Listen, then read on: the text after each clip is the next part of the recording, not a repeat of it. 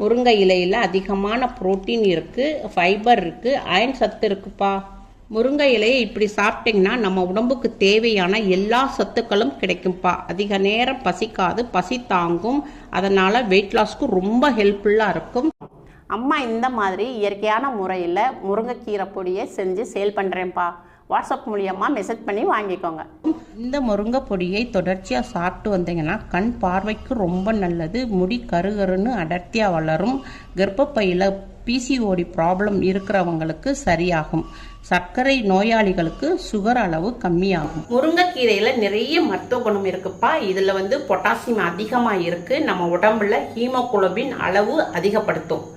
மலச்சிக்கல் சரி செய்யும். முடி உதிர்தலை சரி செய்யும். முடி கொட்டாமையும் பாதுகாக்கும். நோய் எதிர்ப்பு சக்தியை அதிகரிக்கும். எல்லா நோய்களுக்கும் சிறந்த மருந்து முருங்கைக்கீரை. வாட்ஸ்அப்ல மெசேஜ் பண்ணி வாங்கிக்கலாம்.